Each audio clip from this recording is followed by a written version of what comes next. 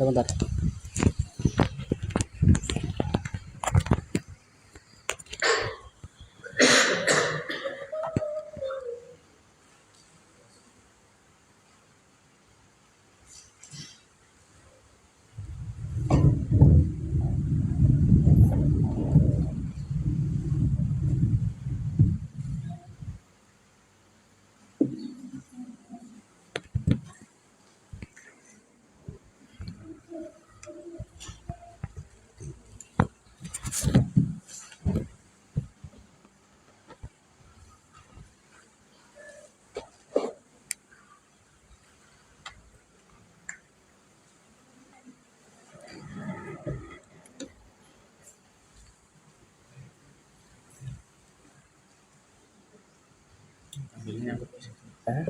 Ya. Ya.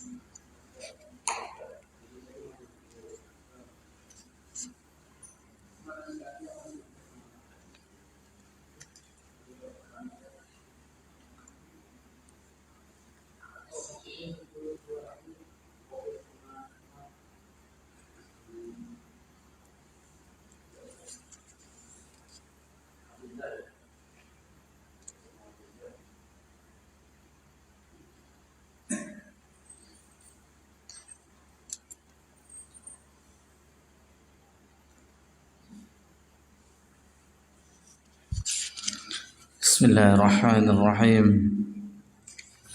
Assalamualaikum warahmatullahi wabarakatuh. Innal hamdalillah nahmaduhu wa nasta'inuhu wa nastaghfiruh wa na'udzu billahi min shururi anfusina wa min sayyiati a'malina. May yahdihillahu fala mudilla lahu wa may yudlil fala hadiya lahu. أشهد أن لا إله إلا الله وحده لا شريك له وأشهد أن محمدا عبده ورسوله صلى الله عليه وعلى آله ومن صار لنهجه وتمسك بسنته إلى يوم الدين وسلم تسليما كثيرا. يا أيها الذين آمنوا اتقوا الله حق تقاته ولا تموتن إلا وأنتم مسلمون. يا أيها الناس اتقوا ربكم الذي خلقكم من نفس واحدة وخلق منها زوجها وبث منهما رجالا كثيرا ونساء واتقوا الله الذي تساءلون به والأرحام إن الله كان عليكم رقيبا. يا أيها الذين آمنوا اتقوا الله وقولوا قولا سديدا يصلح لكم أعمالكم ويغفر لكم ذنوبكم ومن يطع الله ورسوله فقد فاز فوزا عظيما.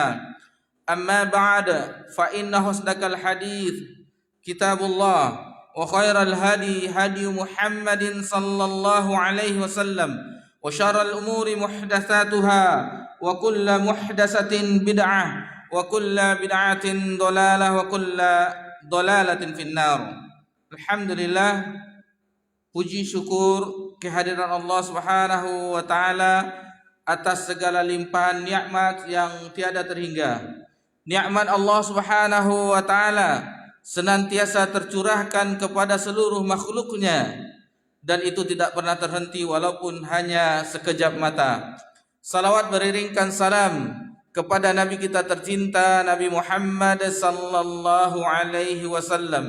Dan alhamdulillah di malam yang berbahagia ini di tanggal 4 Safar 1446 Hijriah bertepatan tanggal 9 Agustus 2024 Masehi, kita berkumpul di tempat yang mulia ini, di salah satu rumah Allah Subhanahu wa taala untuk mempelajari sirah nabawiyah, perjalanan hidup Rasul yang agung, Nabi akhir zaman yang semua syariat sebelumnya disempurnakan dengan syariat Nabi Muhammad sallallahu alaihi wasallam, dan tidak ada nabi setelah Nabi sallallahu alaihi wasallam, la nabi ba'di, dan tidak ada nabi setelahku. Alhamdulillah, pada pertemuan kita sebelumnya kita sama-sama telah menyelesaikan tentang hijrah, perjalanan hijrah Nabi sallallahu alaihi wasallam dari Mekah ke Madinah. Alhamdulillah. Berarti fase dari periode Mekah itu sudah kita selesaikan bersama-sama. Alhamdulillah. Dan di pertemuan kita yang ke-17 ini insyaallah, jadi kita alhamdulillah berada yang insyaallah di malam ini pertemuan yang ke-17. Karena selain di sini kita sudah mulai di Mushola Nurul Falah. Jadi kita melanjutkan pelajaran yang pernah kita bahas di mushola tersebut. Adapun fase yang akan kita masuki yaitu fase yang kedua, bagaimana kehidupan Nabi dan para sahabat di Madinah. Bagi bapak-bapak atau ibu-ibu yang ada bukunya yang sama dengan kita, itu di halaman 244. Halaman 244. Di fase Madinah ini ada 3 tahapan yang akan kita bahas bersama-sama. Yang pertama adalah tahapan yang diliputi dengan ketegangan, penuh goncangan, karena di fase ini, di tahapan ini akan terjadi peperangan-peperangan yang diawali dengan perang Badar di tahun kedua Hijriah di bulan Ramadan, dan perang Uhud dan seterusnya. Ini di fase yang pertama yang penuh goncangan, problem-problem internal, karena baru dalam tahapan awal. Di hijrah itu nanti akan kita jelaskan sedikit dari segi syar'inya setelah kita mengetahui fase-fase yang akan kita lalui, tahapan-tahapan yang kita lalui pada bab kehidupan Nabi SAW dan para sahabat di kota Madinah. Dan ini sampai pada tahun ke-6 Hijriah dengan terjadinya perjanjian Hudaybiyah, fase pertama. Adapun fase yang kedua, tahapan yang kedua, yaitu terjadinya gencatan senjata. Jadi tidak ada perperangan. Dan itu berakhir pada tahun ke-8 Hijriah, lebih kurang 2 tahun sampai terjadinya penaklukan kota Mekah, Fatu Mekah di bulan Ramadan. Dan Nabi SAW juga menulis surat-surat ke para raja dunia agar raja-raja tersebut menerima agama Islam. Nabi SAW menulis surat ke Heraklius, penguasa Romawi. Nabi SAW mengirim surat ke Kisra, penguasa Persia, kemudian ke Ethiopia, Habasyah, dan seluruhnya. Ada beberapa surat yang Nabi kirim kepada penguasa dunia ketika itu. Kemudian di fase yang ketiga di kehidupan di Madinah, yaitu fase berbondong-bondongnya orang memasuki agama Islam. Iza jaa nasrullahi wal fath. Itu fase yang terakhir sampai bulan Rabiul Awal tahun ke-11 Hijriah, yaitu ketika Nabi sallallahu alaihi wasallam diwafatkan oleh Allah Subhanahu wa taala. Jadi semua kabilah-kabilah dari penjuru datang ke Madinah untuk mempelajari agama Allah Subhanahu wa taala.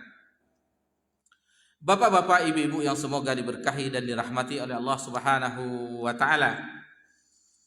Kita masuk ke tahapan yang pertama, periode pertama, itu bagaimana kondisi terkini, kondisi aktual di Madinah ketika berhijrah.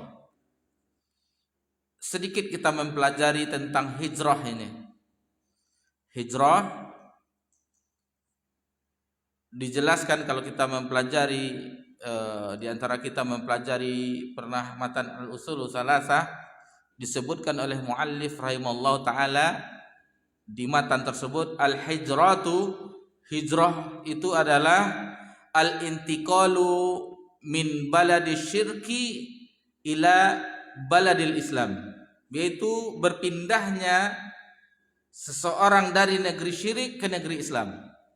Karena sebelumnya Mekah adalah negeri yang paganisme, yang banyak menyembah sesembahan, masih berbau kesyirikan. Kemudian hijrah secara bentuk itu terbagi dua. Yang pertama yaitu hijrah tempat. Hijrah tempat, dan itu ada dua. Ada hijrah yang umum dan ada hijrah yang khusus. Hijrah yang umum tadi yang seseorang berpindah dari negeri musyrik, negeri kafir ke negeri beriman. Dan itu tetap ada sampai akhir zaman. Misalnya seseorang hidup di negeri kafir, anggap saja Eropa, Jepang, yang menyembah selain Allah Subhanahu wa taala, itu diwajibkan bagi mereka untuk pindah ke negeri muslim. Karena misalnya di Eropa, seseorang tinggal di Eropa tidak bisa mengamalkan ajaran Islam. Contoh salam. Tidak mungkin bertemu dengan bule yang mayoritas mereka non-muslim, tidak bisa mengucapkan salam. Lalu tidak bebas beribadah. Di tahun 2018 alhamdulillah kami pernah transit ke Singapura tahun 2018. Itu tidak ada terdengar azan seperti di negeri kita. Jadi azan mereka di Singapura di dalam, hanya pakai mic dalam. Tidak boleh dipakai mic luar seperti kita yang suara azan bersaut dari masjid ini, musola ini. Itu salah satu tandanya. Dan begitu kata orang yang hidup di negeri non muslim, mereka tidak bebas beribadah. Berjumpa tidak bisa mengucapkan salam, assalamualaikum, tidak bisa. Paling bahasa good morning, how are you. Jadi ingat pelajaran lama. Jadi hanya itu yang bisa mereka sampaikan. Sementara kita di negeri ini, apalagi kita di Indonesia mayoritas beragama Islam, apalagi kalau akhwat misalnya perempuan, wanita muslimah dengan memakai jilbab, itu sudah tahu. Alhamdulillah bisa mengucapkan salam. Bisa mengucapkan salam, dan itu adalah salah satu syiar dari agama kita dan ibadah-ibadah yang lainnya. Adapun secara khusus, yaitu apa yang telah dilakukan oleh Nabi sallallahu alaihi wasallam dan para sahabat, itu khusus hijrahnya yang terjadi setelah intimidasi dari orang-orang kafir Quraisy dan ingin menghilangkan nyawa Nabi sallallahu alaihi wasallam, sehingga diperintah oleh Allah Subhanahu wa taala untuk hijrah ke Madinah di tahun ke-13 dari kenabian. Yang kedua, hijrah secara maknawi. Tadi yang hijrah tempat berpindahnya, kemudian maknawi. Hijrah maknawi yakni seseorang yang berpindah dari maksiat, gelapnya maksiat, menuju terangnya cahaya ketaatan. Yang dahulunya lalai lalu menjadi taat. Yang dahulunya tidak sholat, sekarang dia rajin sholat berjamaah. Yang dahulunya dia tidak berpuasa, sekarang berpuasa. Yang dahulunya tidak mempelajari agama Allah Subhanahu wa taala, sekarang berusaha untuk mempelajari agama Allah Subhanahu wa taala. Dan alhamdulillah, salah satu bentuk kecintaan kita kepada agama ini, kita mencintai Nabi SAW dan mempelajari bagaimana perjalanan Nabi SAW di dalam menyebarkan agama yang mulia ini. Dan ini sesuai dengan hadis Nabi SAW, yaitu al-muhajiru man hajara naha Allahu anhu. Orang yang berhijrah tersebut yaitu orang yang meninggalkan apa yang telah Allah larang kepadanya. Jadi itu salah satu makna dari hijrah yang secara maknawi. Ikhwani fid din wa akhwati fillah rahimakumullah. Dari sini kita bisa pahami bahwasanya hijrah tersebut bukan hanya sekedar berpindahnya suatu negeri ke negeri yang lain, tidak. Tetapi butuh perjuangan, penataan suatu negara, karena sudah menjadi tanah air yang kedua. Tanah air mereka yang pertama, orang-orang hijrah muhajirin Mekah. Lalu mereka disyariatkan pindah ke Madinah agar mereka tenang beribadah kepada Allah Subhanahu wa taala, dan ini juga butuh proses. Dan ini tidak bisa dirumuskan dengan satu hari, satu pekan, satu bulan, bahkan satu tahun. Nabi sallallahu alaihi wasallam selama 10 tahun itu membina para sahabat, kaum muslimin di kota Madinah. Jadi bukan sebentar merumuskan. Dan itu pun kita mengetahui bagaimana ayat-ayat Makkiyah, ayat-ayat yang diturunkan ketika Nabi belum hijrah, itu berkisar tentang akidah, tauhid, hari akhir, lalu akhlak, ibadah-ibadah yang penting. Setelah di Madinah, surat-surat, ayat-ayat Madaniyah itu berkenaan sudah mulai hukum-hukum, sudah mulai ibadah-ibadah yang lainnya, sudah ada keputusan dan segalanya, dan semuanya itu bermuara kepada Nabi SAW. Jadi Nabi SAW yang menjadi pemimpinnya, presiden di zaman kita, yang menjadi hakimnya, menjadi panglima perangnya, semuanya diputuskan oleh Nabi kita tercinta Nabi Muhammad SAW. Tugas yang sangat berat mengemban apa yang telah Allah turunkan kepada Nabi kita tercinta SAW. Jadi 10 tahun di Madinah, maka terciptalah masyarakat yang madani, yang sesuai dengan apa yang Allah Subhanahu wa taala inginkan, dan itu menjadi potret bagi generasi setelahnya, mencontoh bagaimana ibadah mereka, iman mereka, perjuangan mereka yang Allah Subhanahu wa taala merekomendasi langsung para muhajirin dan ansar. Nabi sallallahu alaihi wasallam menyebutkan bahwasanya mereka sebaik-baik umat, yang kita harus bercermin kepada kehidupan mereka, terutama di dalam beribadah kepada Allah Subhanahu wa taala. Bapak-bapak, ibu-ibu yang semoga diberkahi dan dirahmati oleh Allah Subhanahu wa taala. Ketika Nabi sallallahu alaihi wasallam dan para sahabat telah hijrah ke Madinah, maka di Madinah terdapat 3 golongan yang besar. Kalau di Mekah itu hanya 2 golongan. Yang pertama, orang yang menolak, kaum musyrikin. Yang kedua, orang yang beriman terhadap apa yang telah dibawa oleh Nabi sallallahu alaihi wasallam. Di fase Madinah itu terdapat 3 golongan utama. Yang pertama adalah orang-orang yang beriman. Itu terdiri dari golongan orang-orang pilihan, orang muhajirin dan orang ansar. Yang kedua yaitu orang musyrikin.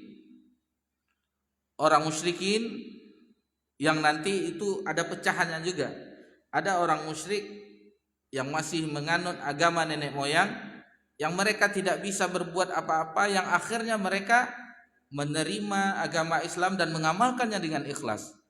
Lalu yang kedua, pura-pura beriman, tetapi hati mereka membenci agama Islam, yang ada nifak yang disebut dengan golongan munafikin. Ini di golongan utama yang kedua. Nanti insyaallah kita jelaskan secara rinci. Lalu yang ketiga adalah kaum Yahudi, orang-orang ahlul kitab, yang mereka telah mendapatkan kabar dari kitab mereka, Taurat. Lalu mereka mengetahui bahwasanya akan ada nabi akhir zaman yang tempat diutusnya salah satu tandanya banyak pohon kurma, yakni Madinah, Yathrib ketika itu. Jadi mereka sudah lama menunggu kedatangan nabi akhir zaman, orang-orang Yahudi. Insyaallah akan kita rinci satu persatu 3 golongan besar ini. Yang pertama, golongan besar yang kita sebutkan tadi, yang ketika setelah terjadinya hijrah, yaitu yang pertama adalah orang yang beriman, orang-orang pilihan, orang yang beriman terhadap apa yang telah diseru oleh Nabi SAW. Dan ini dipecah menjadi 2. Yang pertama adalah orang-orang Ansar, yang mereka telah hidup sebelumnya di Yathrib ketika itu, sebelum dijadikan, dirubah oleh Nabi SAW menjadi Madinah. Jadi mereka adalah orang-orang yang biasa, orang-orang yang biasa dengan keadaan mereka yang berkebun, lalu beternak, bergembala. Itulah kehidupan mereka yang utama, orang-orang Ansar. Kemudian yang kedua yaitu orang muhajirin, orang yang hijrah, meninggalkan kampung halaman mereka dari negeri musyrik, ketika itu Makkah masih musyrik, pindah ke negeri iman, yaitu Madinah. Dan ini mereka adalah orang-orang yang ekonominya sulit. Kita telah bahas sebelumnya bagaimana mereka meninggalkan harta benda mereka. Mereka hanya membawa para sahabat yang hijrah bekal mereka dalam perjalanan agar bisa sampai ke Madinah.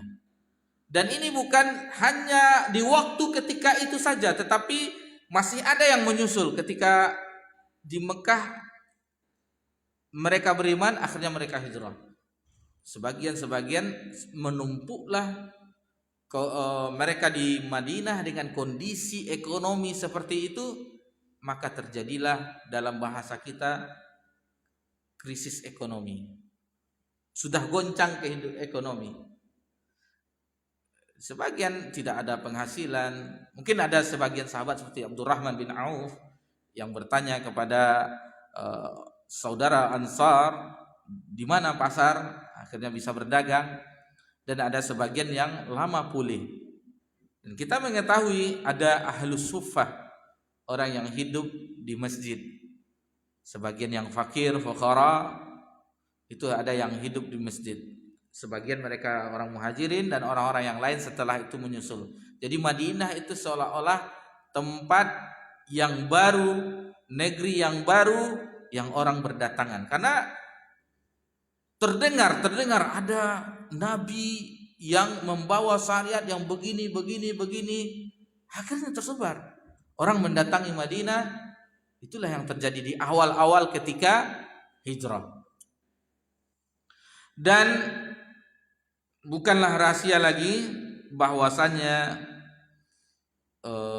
apa yang telah disampaikan oleh Nabi sallallahu alaihi wasallam berupa ayat-ayat Allah Subhanahu wa taala dan hadis-hadis Nabi sallallahu alaihi wasallam, maka itulah yang merubah tatanan kehidupan mereka ketika itu.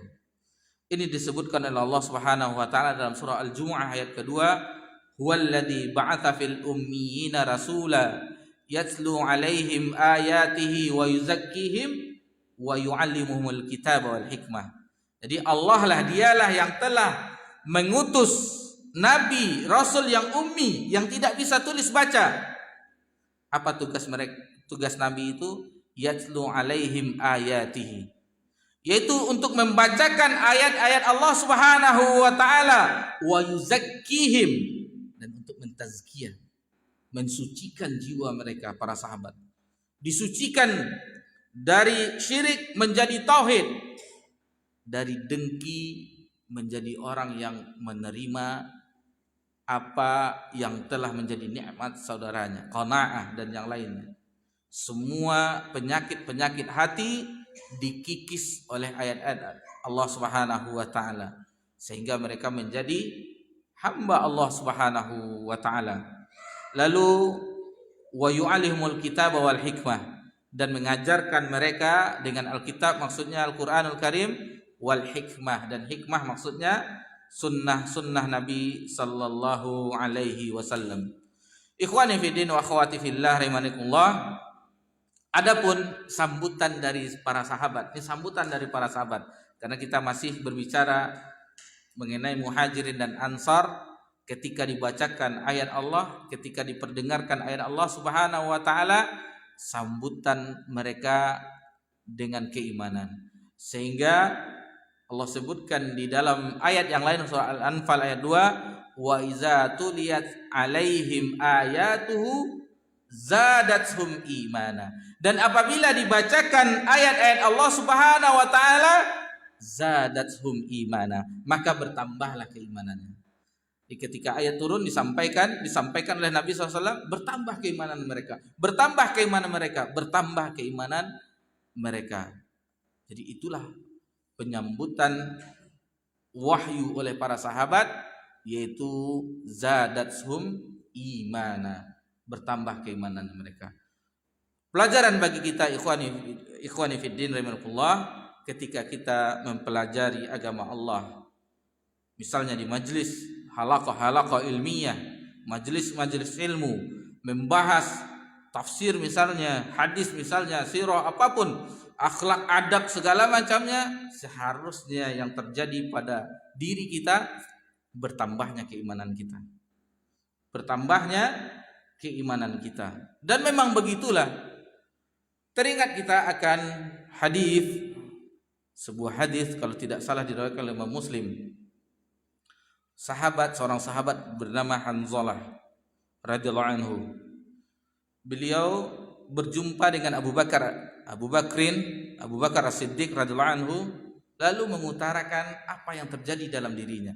Jadi salah satu parameter adanya keimanan dalam diri kita, sesuatu yang membuat kita tidak nyaman di dalam maksiat misalnya, atau dalam suatu perkara yang kita mengkhawatirkannya, itu tidak nyaman. Sehingga Hanzalah mengatakan kepada Abu Bakar, "Ya Abu Bakrin, wahai Abu Bakar, nafaqa Hanzalah, telah munafik Hanzalah." Allahu Akbar. Heran Abu Bakar, karena Abu Bakar mengetahui bahayanya sifat nifak ini. Nanti insya Allah akan kita bahas sedikit nanti pas pembahasan orang-orang munafik di Madinah. Insya Allah akan kita bahas sedikit. Lalu dikatakannya apa yang terjadi pada dirinya. Ketika Hanzalah berada di majlis Nabi sallallahu alaihi wasallam di Masjid Nabawi, seolah-olah akhirat itu berada di pelupuk matanya. Surga neraka itu tampak jelas baginya. Tetapi ketika setelah meninggalkan majlis Nabi sallallahu alaihi wasallam, sibuk dengan perdagangan, sibuk dengan kebun-kebun mereka, sibuk dengan anak istri mereka, seolah-olah tidak teringat lagi. Itu maksudnya. Lalu Abu Bakar tidak berfatwa. Karena semua urusan ketika itu Allahu wa rasuluhu a'lam. Allah dan Rasulnya lebih mengetahui. Jadi apapun permasalahan di zaman para sahabat itu, zaman Nabi dan para sahabat, dikembalikan kepada Nabi sallallahu alaihi wasallam semua urusan. Lalu pergilah Abu Bakar dan Hanzalah menjumpai Nabi sallallahu alaihi wasallam. Ketika berjumpa dengan Nabi sallallahu alaihi wasallam, maka Hanzalah menyebutkan apa yang telah disebutkan kepada Abu Bakar tadi. Nafaqa Hanzalah ya Rasulullah, telah munafik Hanzalah ya Rasulullah. Lalu ada apa? Nabi pun heran. Lalu dijelaskan sebagaimana kita jelaskan tadi.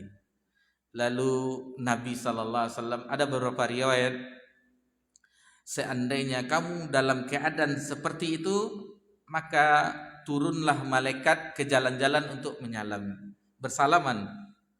Karena kata Nabi sallallahu alaihi wasallam, ya Hanzalah, saatin. Sesaat. Ada masanya kita berkumpul dengan keluarga, ada saatnya kita beribadah, ada saatnya kita mempelajari agama Allah Subhanahu wa taala. Semua ada saat-saatnya. Seperti sekarang menunggu azan Isya, kita mempelajari sirah di pelajaran kita di malam ini. Setelah selesai nanti kita pulang, ada masanya kita berkumpul dengan keluarga kita. Terbitlah matahari, maka kita mencari maisha. Jadi ada saat-saat, ya Hanzalah, saatin.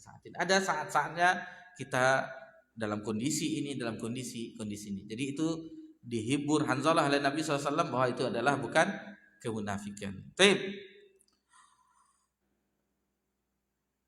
Kemudian tadi sudah ada dua kelompok pertama, kelompok kedua, dan kita masuk ke kelompok kedua yang besar. Jadi yang pertama kelompok beriman dipecah dua, Muhajirin dan Ansar. Lalu kelompok kedua orang yang tetap musyrik, ini dibagi dua, yaitu orang musyrik yang tidak ada kekuatan, tidak berdaya. Jadi dia tetap dengan agama nenek moyangnya di awalnya, tetapi dengan berinteraksi dengan para sahabat, melihat bagaimana Nabi sallallahu alaihi wasallam, akhirnya mereka beriman dengan ikhlas. Mereka menjadi orang yang terdepan. Ini di awal-awal, dan ini tidak usah kita bahas karena mereka masuk golongan Ansar.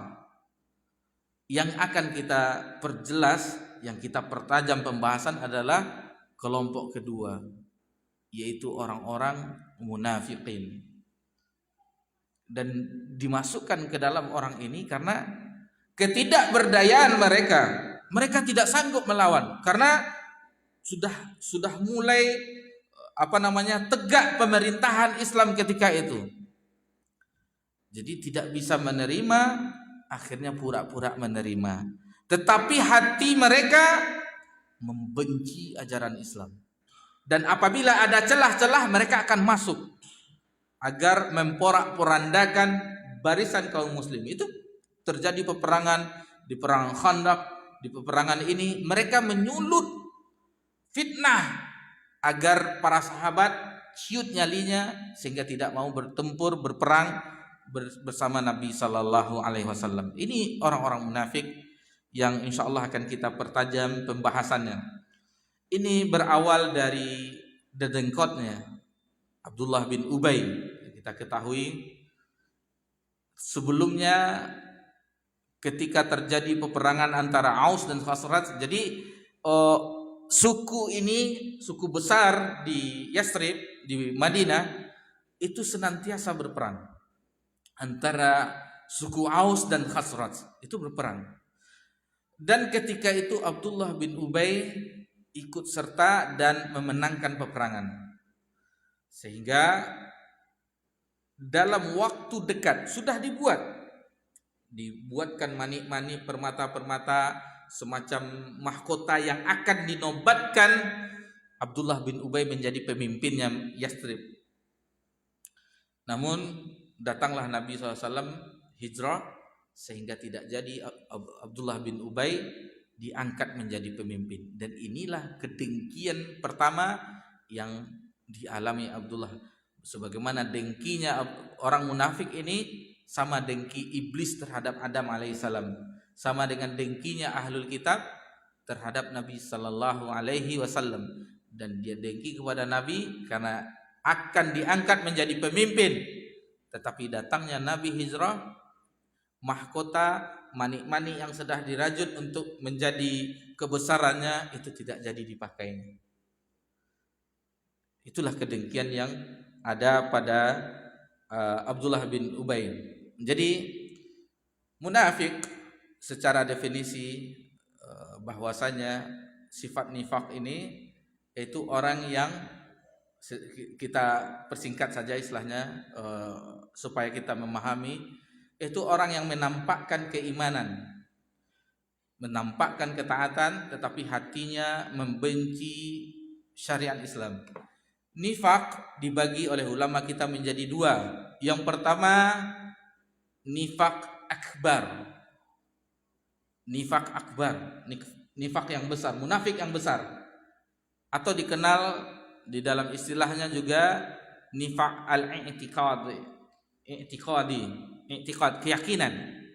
Dan ini yang nifak ini yang dialami oleh orang-orang munafik di kota Madinah. Sehingga sifat ini diancam oleh Allah Subhanahu wa taala dalam surah An-Nisa, innal munafiqina fid darkil asfali minan nar. Sesungguhnya orang-orang munafik itu berada di bawah darki asfal minan nar, di keraknya neraka. Jadi yang bukan orang yang lain, tetapi munafik di keraknya dasar neraka. Karena mereka telah menampakkan keimanan, tetapi hati mereka membenci agama Islam. Yang kedua nifak asghar, nifak yang kecil, atau disebut juga dengan istilahnya nifak amali. Seperti hadis Abu Hurairah diriwayatkan Imam Muslim, ayatul munafik salas. Tanda-tanda orang munafik itu ada 3. Idza haddatsa kadzaba. Jika dia berbicara dia berbohong. Idza wa'ada akhlafa. Jika berjanji dia mengingkari. Wa idza tumina khana. Jika diberi amanah dia khianat. Ini nifak amali. Tetapi nifak akbar, asghar atau nifak i'tiqadi amali muaranya sama. Apa muaranya sama? Itu sama-sama mereka menampakkan keimanan, tetapi hati mereka tidak beriman. Seperti orang-orang, perhatikanlah, ketika berbicara dia dusta. Jadi yang keluar dari lisannya itu tidak sama dengan di hatinya. Kan berdusta dia. Apabila dia berjanji mengingkari, tanang selah. Tarimo gaji mau bayar langsung. Berjanji utang, hati-hati. Lalu yang ketiga, jika diberi amanah dia berkhianat. Waliyadzubillah. Jadi semua muaranya itu sama. Seorang ulama dari generasi tabi'in, Abi Ibnu Mulaikah rahimahullah ta'ala, mengatakan bahwasanya beliau rahimahullah ta'ala pernah berjumpa dengan salasuna 30 min ashabin Nabi SAW, dari sahabat Nabi sallallahu alaihi wasallam.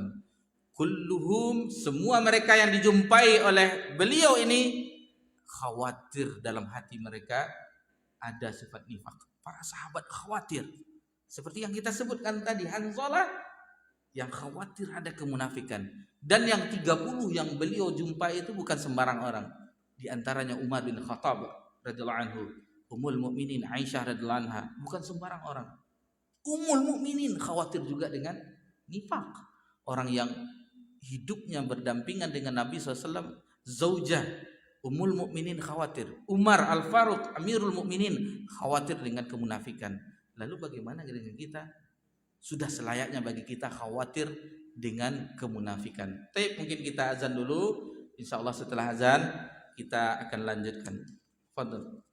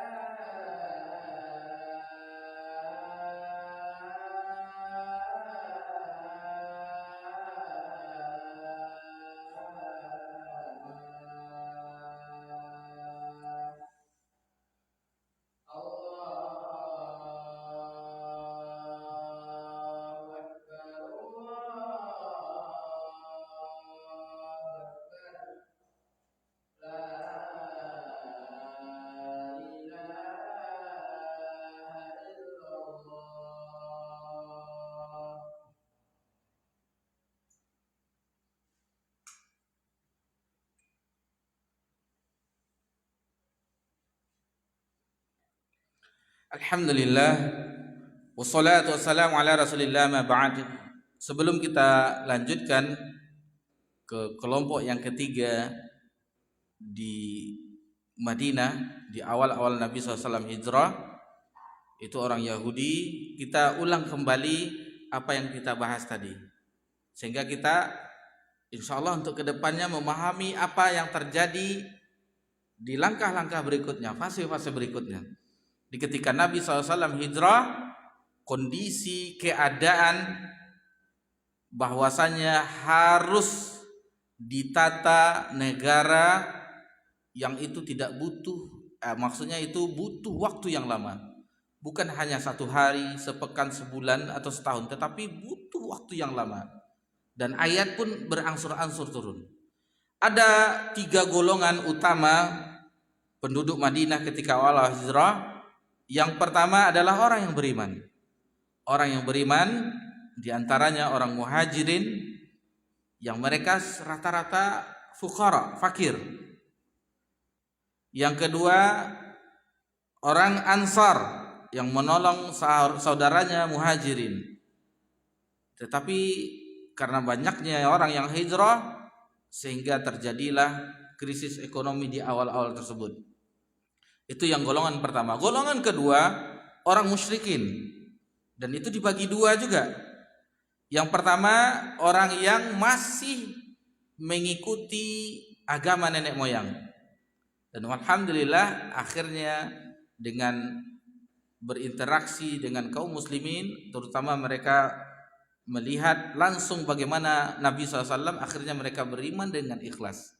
Yang kedua adalah orang munafikin, yang kita sebutkan tadi. Ada nifaq akbar atau nifaq i'tiqadi yang Allah ancam, innal munafiqina fi darki asfali minan nar, yang Allah ancam dengan keraknya neraka. Darakat itu paling bawah.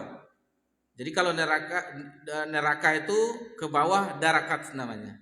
Adapun surga itu derajat ke atas. Surga, tingkatan surga, derajat. Kalau tingkatan ke bawah dari neraka, darakat namanya. Dan ada nifaq asghar atau nifaq amali yang kita sebutkan hadis dari Abu Hurairah yang tadi, ayatul munafiq salas, idza haddatsa kadzaba wa idza wa'ada akhlafa wa idza tumina khana. Baik. Kita telah selesai 2 golongan besar di Madinah. Lalu golongan yang ketiga yaitu orang-orang Yahudi. Orang-orang Yahudi. Jadi awal mereka datang ke Yathrib, yaitu ketika mereka mempelajari dari rahib-rahib mereka, pendeta-pendeta mereka, kitab-kitab mereka, bahwasanya akan ada nabi akhir zaman yang akan datang. Dan kita pernah bahas awalnya, mereka mengetahui sifat-sifat Nabi SAW sebagaimana firman Allah Subhanahu wa taala, ya'rifunahu kama ya'rifuna abna'ahum. Mereka mengenal engkau Nabi SAW, mengenal Nabi SAW sebagaimana mereka mengenal anak mereka sendiri. Sudah tahu mereka ciri-ciri Nabi SAW. Cuman yang ada kedengkian dalam hati orang Yahudi Alkitab, kenapa harus dari mereka? Maksudnya kenapa harus dari Arab? Kenapa tidak dari Bani Israel? Karena seluruh para nabi dan rasul, dari mulai Nabi Yakub, itu Yakub bahasa Ibraninya Israel, bahasa Arabnya Abdullah. Israel bahasa Ibrani itu artinya hamba Allah, Abdullah. Mulai Yusuf sampai Nabi Isa itu semuanya Bani Israel. Mereka berharap Nabi akhir zaman itu dari Bani Israel, tetapi ternyata dari Arab. Kalau dari keturunan besarnya, Nabi Ibrahim Abul Anbiya, mempunyai 2 putra, yaitu pertama Ismail alaihissalam, kedua Nabi Ishak. Nabi Ishak baru Yakub, Yusuf dan seterusnya. Nabi Ismail tidak ada nabi. Terus Quraisy sampai Bani Manaf, terus Bani Hashim, seterusnya baru Abdul Muthalib, Abdullah dan Nabi Muhammad SAW. Tidak ada nabi antaranya. Sementara Bani Israel nabi semua, nabi dan rasul. Itu yang membuat mereka dengki. Sebagaimana dengkinya yang tadi kita sebutkan, Abdullah bin Ubay yang akan diangkat menjadi pemimpin tidak jadi. Ketika menang mereka pada perang Bu'ats antara suku Khaus dan Asrat, dan dengkinya iblis terhadap Adam alaihissalam, begitu juga kedengkian orang Yahudi terhadap Nabi sallallahu alaihi wasallam. Jadi mereka adalah kaum-kaum Asyria, orang-orang Romawi yang mereka mengetahui Nabi akhir zaman, lalu berbaurlah mereka, bahkan di antara mereka pakaiannya sudah seperti orang Arab, bahasanya juga bahasa Arab karena berbaur dengan orang-orang Madinah, orang Yathrib, dan terjadi juga pernikahan. Terjadi juga besan-besanan dan segala macamnya, anaknya nikah dengan anak orang Arab, orang Madinah, dan sudah bercampur baur. Itu kejadian orang-orang Yahudi. Kemudian orang-orang Yahudi itu tetap memandang rendah orang-orang Arab, karena mereka mengatakan orang-orang Arab itu orang ummiyun, orang-orang yang tidak bisa baca, tidak bisa tulis.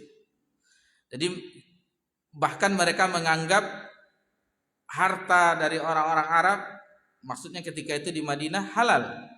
Sebagaimana firman Allah Subhanahu wa taala dalam surah Ali Imran ayat 75, qalu laisa alaina fil ummiyin. Mereka mengatakan tidak ada dosa bagi kami terhadap orang-orang ummi.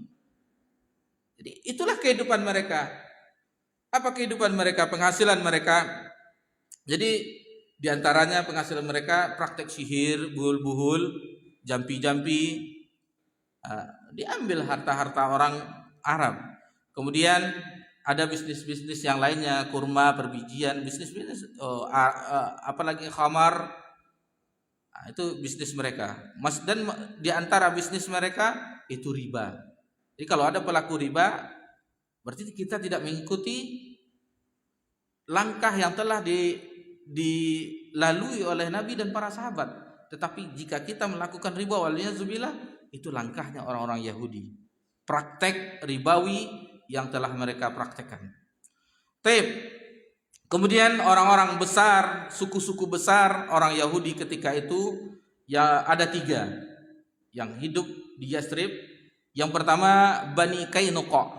Bani Qainuqa, mereka ini bersekutu dengan Khazraj. Yang kedua Bani Nadir, yang ketiga Bani Quraidah. Jadi Bani Quraidah bersekutu dengan Aus yang tadi terjadi peperangan di perang Bu'ats. Dan memang begitulah, dan mereka memberi semangat. Orang-orang Yahudi memberi semangat Aus dan Khazraj. Bahkan mereka pernah mengatakan, lihatlah oleh kalian, nanti akan ada datang Nabi akhir zaman dan kami akan ikut di barisan Nabi tersebut. Tetapi setelah mengetahui Nabi Muhammad SAW Nabi akhir zaman, tetap mereka tidak ikut sebagaimana perkataan mereka. Tetapi mereka mengingkari, tidak beriman terhadap apa yang dibawa oleh Nabi Sallallahu Alaihi Wasallam. Jadi kedengkian itulah yang akhirnya mereka diusir dari dalam surah Al-Hasyr itu. Akhirnya mereka diusir, Bani Quraidah, Bani Nadir, Bani Qainuqa, sampai mereka diusir di Khaybar. Nanti insya Allah ada kisahnya nanti yang akan sama-sama kita pelajari. Ada beberapa kisah Nabi SAW dengan orang-orang Yahudi. Yang pertama yaitu dengan Ummul Mukminin Safiyah binti Huyai. Bagaimana awalnya Safiyah yang terjadi peperangan dengan Nabi Sallallahu Alaihi Wasallam, dan itu diceritakan, diriwayatkan oleh Ibnu Ishaq dalam sirahnya. Ummul Mukminin Safiyah binti Huyai yang kita ketahui bahwasanya ayahnya seorang nabi, pamannya juga seorang nabi, dan suaminya juga seorang nabi. Ayahnya seorang nabi, dia dari Bani Israel, dari keturunan Nabi Musa. Kemudian pamannya seorang nabi, saudara dari Nabi Musa alaihissalam adalah Nabi Harun alaihissalam, dari keturunan itu. Jadi ayahnya seorang nabi, pamannya seorang nabi, dan suaminya seorang nabi, yaitu Nabi Muhammad sallallahu alaihi wasallam. Dan awal karena terjadinya peperangan yang membuat kaum mereka kalah, sehingga Sofia salah satu menjadi Ummul Mukminin ketika itu menjadi budak. Maka yang keluar dari lisan Ummul Mukminin adalah manusia yang paling dibencinya adalah Nabi Muhammad SAW. Dan dia mengatakan dari lisannya, manusia yang paling dibenci di permukaan bumi adalah Nabi SAW. Tetapi dengan berjalannya waktu, ucapan itu berbalik. Manusia yang paling dicintainya adalah Nabi SAW. Perlakuan lembut Nabi kepada Sofia binti Huyai. Dan hendaklah kita begitu dengan istri kita. Lembut kita dengan istri kita. Jangan dengan teman kita lembut, tetapi dengan istri kita kasar. Berkumpul dengan teman, ya akhi, dengan bahasa yang santun. Tapi kalau di rumah, wah, tidak ada senyuman, tidak ada kelembutan. Waliyazubillah. Itu makanya kalau ingin melihat seseorang aslinya, tanya kepada istrinya. Dan Nabi mengatakan khairukum khair min ahli. Sebaik-baik kamu adalah yang paling baik kepada keluarganya, wa ana khair min ahli, dan aku adalah orang yang paling baik terhadap keluargaku. Baik. Itu yang pertama. Yang kedua yang kita singgung adalah tentang Islamnya Abdullah bin Salam. Jadi Abdullah bin Salam radhiyallahu anhu awalnya dia adalah seorang pendeta rahib yang menguasai Taurat, sehingga dia mengetahui sifat-sifat Nabi, bagaimana Nabi SAW, teranglah baginya, jelaslah baginya, sehingga ketika Nabi SAW hijrah ke Madinah, langsung didatanginya Nabi SAW. Dengan tergesa-gesa mendatangi Nabi SAW, langsung bersyahadat. Jadi Abdullah bin Salam sudah mengetahui tentang Nabi SAW, mendatangi Nabi SAW, langsung bersyahadat, beriman kepada Nabi SAW. Lalu berceritalah dengan Nabi. Lalu Abdullah bin Salam mengatakan bagaimana sifat asli dari orang Yahudi ini. Orang Yahudi ini adalah orang-orang yang pendusta. Orang-orang yang apabila dia mengatakan sekarang beriman, 1 detik bisa berubah. Itulah orang-orang Yahudi. Dan itu diuji. Diuji ketika Nabi SAW berkumpul dengan orang-orang Yahudi. Nabi bertanya kepada mereka. Abdullah bin Salam tidak ada, belum ada, istilahnya dari jauh lah begitu. Lalu Nabi mengatakan, apa yang engkau ketahui dengan Abdullah bin Salam, mengenai Abdullah bin Salam?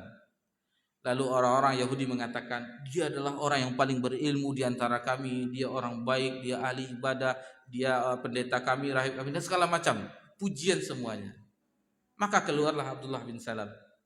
Keluar Abdullah bin Salam, lalu mengatakan asyhadu an la ilaha illallah wa asyhadu anna, agar mengajak kaumnya yang memujinya tadi agar beriman. Mendengar itu langsung berubah. Dia adalah seorang pendusta ini. Yang dikatakan oleh Abdullah langsung berubah 180 derajat. Tidak mengakui apa yang telah disebutkan penilaiannya terhadap Abdullah bin Salam radhiyallahu anhu. Dan itulah awal pertama interaksi Nabi dengan orang Yahudi mengenai Abdullah bin Salam tadi. Berarti memang benar apa yang dikatakan Abdullah bin Salam adalah orang yang pendusta, orang yang licik, dan semua keburukan ada pada mereka. Dan ironisnya sifat-sifat Yahudi itu diadopsi oleh kaum muslimin. Waliyazubillah. Waliyazubillah. Dan itu secara internal tadi. Internal alhamdulillah telah selesai. Adapun secara eksternal masih ada intimidasi dari orang kafir Quraisy. Mereka ingin agar cahaya Islam itu padam. Agar cahaya Islam itu padam, apapun mereka lakukan agar, dan jaraknya kan tidak berapa jauh, 500 km lebih kurang 480 km, dan mereka berusaha bagaimana hancurnya kaum muslimin sehingga tidak ada lagi cahaya Islam. Itu yang mereka lakukan. Jadi dua keadaan. Internalnya yang tadi kita telah jelaskan, alhamdulillah dari awal kajian sampai tadi. Yang eksternalnya adalah bagaimana goncangan yang dilakukan, bahkan terjadi peperangan di tahun kedua Hijriah di perang Badar yang dilakukan oleh orang kafir Quraisy. Jadi secara internal ada, secara eksternal ada. Itulah mulai keadaan hijrah awal-awal di kehidupan di Madinah. Dan alhamdulillah itu semuanya diselesaikan dengan bijak, karena Nabi SAW masih bolak-balik Jibril turun membawa wahyu, mendapatkan solusi dan segala macamnya. Sehingga, dan kita ketahui tadi di awal-awal Nabi semua urusan kembali kepada Nabi.